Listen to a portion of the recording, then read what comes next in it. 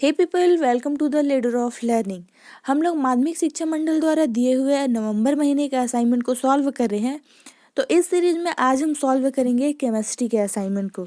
तो चलिए देखते हैं सारे क्वेश्चन का आंसर। तो इस असाइनमेंट में फर्स्ट क्वेश्चन है, इसमें 2 क्वेश्चन दिया गया है और वह तो फर्स्ट ये है कि उत्कृष्ट गैसों के परमाणु आकार तुलनात्मक रूप में बड़े होते हैं क्यों। तो जो उत्कृष्ट गैसें रहती हैं उनके जो परमाणुओं के आकार रहते हैं वो बाकी परमाणुओं के आकार से थोड़े बड़े होते हैं। तो इसका रीज़न ये है कि जो उत्कृष्ट गैसें होती हैं उनकी परमाणु त्रिज्या वंडरवॉल त्रिज्या के रूप में ली जाती है, जबकि जो अन्य तत्व रहते हैं उनके लिए सहसंयोजित त्रिज्या ली जाती है। अब हम ये जानते हैं कि वंडरवॉल त्रिज्या का जो मान रहता है वो सहसंयोजित त्रिज्या के मान से अधिक होता है। इसीलिए जो उत्कृष्ट गैसें होती है उनके परमाणुिक त्रिज्या तुलनात्मक रूप से बड़े होते हैं।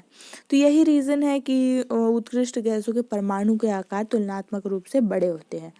फर्स्ट का ब क्वेश्चन है कि समुद्री गोताखोर समुद्र में श्वसन के लिए नाइट्रोजन और ऑक्सीजन के मिक्सचर के स्थान पर हीलियम और ऑक्सीजन के मिश्रण का उपयोग करते हैं क्यों। तो इसका क्या रीज़न है आप लोगों को ये आंसर में दिया गया है, आपको समझ में आ जाएगा।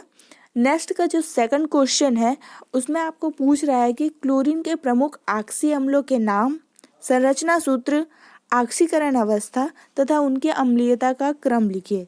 तो इसमें जो पूछा गया है ऑक्सी अम्लों का नाम, संरचना सूत्र और ऑक्सीकरण अवस्था, इसे हम लोग लाइन से देखेंगे, फिर अंतिम में हम इसकी अम्लीयता का क्रम है उसे देखेंगे। तो जो क्लोरीन के ऑक्सी अम्ल है उसमें पहला है हाइपोक्लोरस अम्ल HClO, जिसकी ऑक्सीकरण अवस्था +1 है और ये उसके संरचना सूत्र है। सेकंड है क्लोरस अम्ल HClO2, जिसकी ऑक्सीकरण अवस्था +3 है और ये उसकी संरचना सूत्र है। थर्ड है HClO3 क्लोरिक अम्ल, जिसकी ऑक्सीकरण अवस्था +5 है और ये उसकी संरचना सूत्र है। नेक्स्ट फोर्थ है पर क्लोरिक अम्ल HClO4, जिसकी ऑक्सीकरण अवस्था +7 है और ये उसकी संरचना सूत्र है। और जो मैंने कहा था कि हम लोग लास्ट में इसकी अम्लीयता का क्रम देखेंगे, तो ये उसकी अम्लीयता का बढ़ता हुआ क्रम है। नेक्स्ट जो थर्ड नंबर का क्वेश्चन है उसमें हम लोगों को नाइट्रिक एसिड के निर्माण के ओस्टोवॉल विधि का वर्णन करना है। इसमें 2 बिंदु दिए हैं, उसके आधार पर ओस्टोवॉल विधि के वर्णन करना है। तो पहला है सिद्धांत एवं समीकरण और दूसरा है नामांकित चित्र।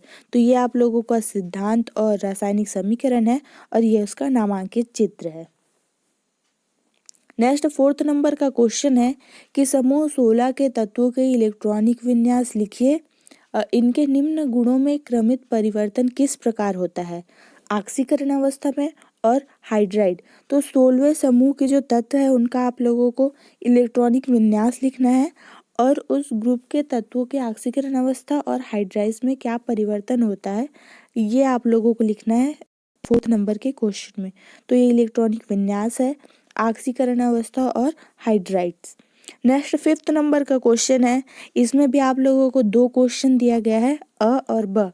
तो अ में पूछा गया है कि क्लोरीन की अमोनिया के साथ क्रिया लिखिए और ब है किन्हीं 2 अंतर हैलोजन यौगिक की संरचना बताइए। तो क्लोरीन के अमोनिया के साथ क्रिया, तो अमोनिया क्लोरीन के साथ क्रिया करके अमोनियम क्लोराइड बनाता है और नाइट्रोजन गैस रिलीज करता है। सेकंड ब में अंतर हैलोजन यौगिक है, तो इसमें 2 अंतर हैलोजन यौगिक लिखना है और उसकी संरचना बताना है। तो फर्स्ट है ClF, तो इसमें जो क्लोरीन है वो केंद्रीय तत्व है, तो हम लोग इसका इलेक्ट्रॉनिक विन्यास निकालेंगे, फिर संकरण के द्वारा इसकी संरचना प्राप्त करेंगे। सेकंड है ब्रोमीन पेंटाफ्लोराइड, तो इसमें ब्रोमीन जो है वो केंद्रीय परमाणु है, तो इसकी इलेक्ट्रॉनिक विन्यास फिर संकरण के द्वारा हम लोग इसकी संरचना प्राप्त करेंगे। तो फ्रेंड्स, हमने इस प्रकार से केमिस्ट्री के असाइनमेंट को सॉल्व किया है। I think it's useful for you. Thanks for watching.